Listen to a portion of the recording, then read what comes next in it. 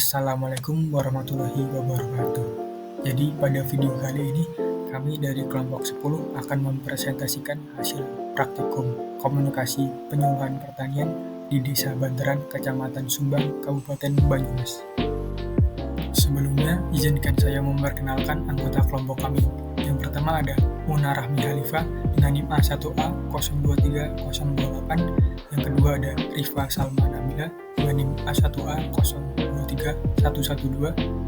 Yang ketiga ada Afriska Rahmawati dengan NIM A1A 023128. Yang keempat ada Syauza Kishi Ayesha dengan NIM A1A 023129. Yang kelima ada saya sendiri Yazid Nurdayat dengan NIM A1A 023138. Jadi, pokok bahasan yang akan kita bahas pada video kali ini, yang pertama ada keadaan umum wilayah, yang kedua struktur organisasi, yang ketiga identifikasi masalah, yang keempat penetapan masalah, dan yang kelima rencana kegiatan penyuluhan.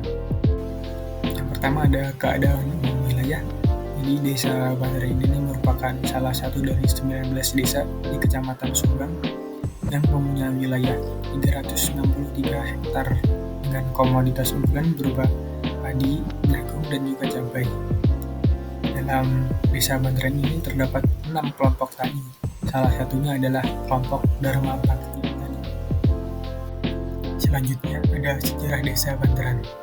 Sebelum tahun 1912, Desa Banteran terdiri dari 3 desa otonom, yaitu Karangtengah, Banteran, dan Keradenan. Masing-masing desa otonom tersebut dipimpin oleh Bekel. Karena tekanan ekonomi, pemerintah kolonial Belanda menggabungkan desa-desa ini menjadi Desa Banteran pada sekitar tahun 1912. Meskipun memiliki potensi besar dengan infrastruktur yang lengkap, sumber daya alam melimpah, dan sumber daya alam yang berkualitas, Desa Banteran masih tertinggal dalam kemajuan ekonomi dan kesejahteraan masyarakat. Hal ini disebabkan oleh kesenjangan antara perencanaan dan pelaksanaan pembangunan yang lebih berfokus pada infrastruktur fisik. Masyarakat desa menginginkan perubahan dan kemajuan dengan menghargai kearifan lokal dan belajar dari sejarah. Dalam memperingati 100 tahun Desa Banteran siap memulai era baru pembangunan untuk mencapai kemajuan dan kemakmuran bagi masyarakatnya. Berikutnya terlampir struktur organisasi dari kelompok tani Dharma Bakti Tani RW 01. Yang pertama ada pelindung, yaitu Kepala Desa Banteran. Yang kedua ada penasehat, yaitu Koordinator PPL Kecamatan Sumbang dan juga PPL Desa Banteran. Kemudian ada ketuanya, yaitu Bapak Didi Susiono Wahyudi serta Bapak Sutanto selaku wakil. Kemudian ada sekretarisnya, yaitu Bapak Edi Supardo dan juga Bapak Daryanto. Bendahara, yaitu Bapak Andri Irawan dan juga Bapak Narso. Lalu ada seksi humasnya, yaitu Bapak Warno dan juga Bapak Narto. Selanjutnya ada identifikasi masalah. Setelah kami melakukan pengamatan dan juga wawancara dengan narasumber kami, yaitu Bapak Didi selaku Ketua Poktan dan juga Bapak Pardo selaku sekretaris, dapat disimpulkan beberapa permasalahan yang terjadi di Desa Banteran, khususnya pada kelompok Dharma Bakti Tani. Yang pertama itu ada kondisi tanah yang sebagian besar sudah mendekati kritis karena para petani selalu menggunakan pupuk kimia tanpa didotasi dengan pupuk organik. Yang kedua, kesulitan mendapatkan pupuk bersubsidi karena tidak meratanya kartu tani serta harga pupuk non-subsidi yang mahal. Jadi para petani di sana kesulitan untuk mendapatkan pupuk bersubsidi maupun membeli pupuk non-subsidi. Yang ketiga, kegagalan panen yang disebabkan oleh hama dan penyakit. Sementara untuk pengendalian OPT-nya membutuhkan biaya banyak, sehingga hal ini memberatkan para petani dan membuat hasil panennya menjadi tidak maksimal. Yang keempat, ada akses informasi dan juga teknologi pertanian yang masih sulit dan lambat.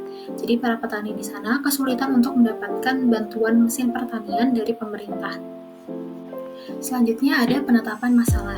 Setelah kami mengidentifikasi beberapa permasalahan yang terjadi, kami menetapkan masalah pada kondisi tanah di Desa Banteran yang sudah mendekati kondisi kritis. Karena tanah sendiri sangat berpengaruh pada pertanian berkelanjutan ke depannya, sehingga masalah tersebut harus segera diatasi. Para petani yang terlalu bergantung pada pupuk kimia tanpa dirotasi dengan pupuk organik menyebabkan kondisi tanah di Desa Bantaran sebagian besar sudah mendekati kondisi kritis.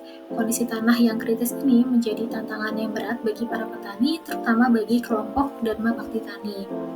Dampak negatif penggunaan pupuk kimia secara berlebihan telah membuat kesuburan tanah di Desa Bantaran semakin menurun. Hal tersebut dikarenakan kematian mikroorganisme tanah sehingga membuat penyerapan haranya terhambat dan juga mengganggu keseimbangan ekosistem. Yang kedua, struktur tanahnya yang semakin memburuk serta terjadi pencemaran air dan kerusakan ekosistem. Kelompok Dharma Bakti Tani harus segera mengambil tindakan untuk mengatasi krisis tersebut. Dengan solusi yang tepat, kelompok tani di sana dapat mengubah tantangan ini menjadi peluang untuk membangun sistem pertanian yang lebih berkelanjutan dan tangguh di masa depan. Baik, selanjutnya adalah pemecahan masalah, di mana pemecahan masalah sendiri berisi mengenai solusi untuk mengatasi permasalahan yang ada. Solusi yang pertama adalah rotasi tanaman. Rotasi tanaman merupakan kegiatan menanam tanaman yang berbeda selama beberapa tahun berturut-turut. Rotasi tanaman memiliki beberapa pola, salah satu di antaranya yaitu pola KDBU. Pola KDBU sendiri dilakukan dengan cara pada tahun pertama menanam tanaman kacang-kacangan, pada tahun kedua menanam sayuran daun, pada tahun ketiga menanam tanaman buah, dan pada tahun terakhir, tahun keempat, menanam umbi-umbian. Nah, berikutnya ada tips memilih pola rotasi tanaman yang tepat. Yang pertama adalah pilih tanaman yang memiliki kebutuhan nutrisi yang berbeda. Yang kedua, pilih tanaman yang tahan terhadap hama dan penyakit yang berbeda. Dan yang terakhir, pertimbangan waktu tanam dan panen. Solusi yang kedua yaitu pengomposan. Pengomposan adalah proses alami mengubah bahan organik seperti sisa makanan, daun kering, dan potongan rumput menjadi pupuk yang kaya nutrisi untuk tanaman. Cara membuat pupuk kompos yaitu dengan mengumpulkan berbagai bahan organik seperti sisa makanan, daun kering, potongan rumput, dan ranting pohon. Campurkan ranting pohon, daun kering dengan sisa makanan dan potongan rumput. Nah, perbandingan mereka adalah 3:1. Kemudian tambahkan sedikit air, aduk kompos secara teratur untuk memastikan pengairan yang baik. Kemudian ada beberapa tanda yang dapat diamati apabila pupuk kompos itu sudah jadi. Yang pertama yaitu berwarna coklat kehitaman, berbau seperti tanah hutan, dan mudah hancur saat dipegang. Kemudian fungsi pengomposan ini ada 4, yaitu yang pertama mengurangi sampah. Pengomposan dapat membantu mengurangi jumlah sampah yang dibuang ke tempat pembuangan akhir, karena sampah organik merupakan komponen utama sampah rumah tangga. Fungsi yang kedua yaitu menyuburkan tanah. Kompos yang dihasilkan dari proses pengomposan dapat meningkatkan kesuburan tanah dengan menambahkan bahan organik. Nah, hal ini dapat memperbaiki struktur tanah dan meningkatkan kemampuan tanah untuk menahan air dan nutrisi. Fungsi yang ketiga yaitu meningkatkan kesehatan tanaman. Kompos menyediakan nutrisi penting bagi tanaman seperti nitrogen, fosfor, dan kalium yang dapat membantu tanaman tumbuh dengan kuat dan sehat. Yang terakhir adalah pupuk kompos sendiri ini juga ramah lingkungan. Untuk solusi yang ketiga yaitu penggunaan mikroorganisme tanah. Penggunaan pupuk hayati dan mikroorganisme tanah adalah langkah penting untuk meningkatkan keberlanjutan pertanian.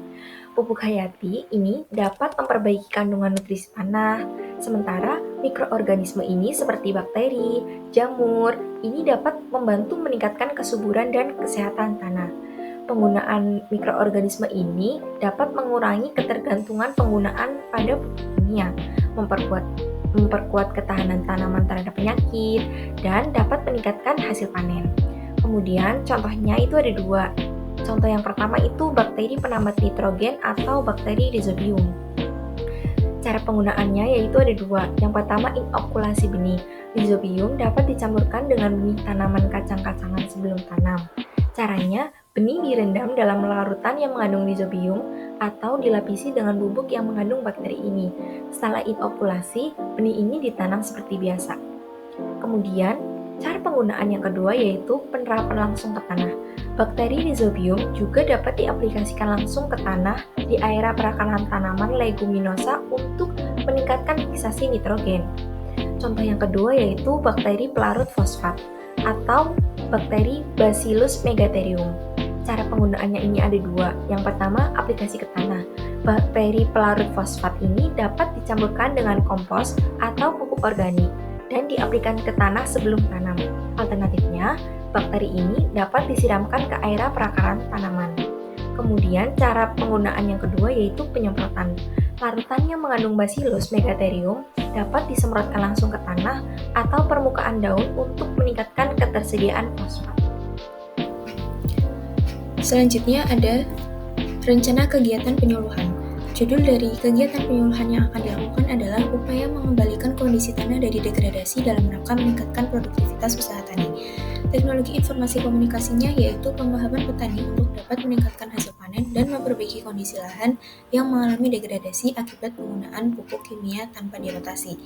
Peserta yang mengikuti kegiatan penyuluhan ini adalah yang pertama, Kepala Dusun 1 Desa Banteran, Ketua Kelompok Tani Dharma Bakti Tani, Pengurus Kelompok Tani Dharma Bakti Tani, dan seluruh anggota Kelompok Tani Dharma Bakti Tani. Untuk media yang digunakan ada dua, yaitu PowerPoint dan pamflet. Terdapat dua metode, yaitu secara langsung dengan pemaparan dan sesi diskusi, kemudian tidak langsung dengan melalui pamflet. Alokasi waktu yaitu 120 menit dengan 10 menit pembukaan, 15 menit sambutan-sambutan, 50 menit penyampaian materi, 35 menit sesi tanya jawab, dan 10 menit penutup.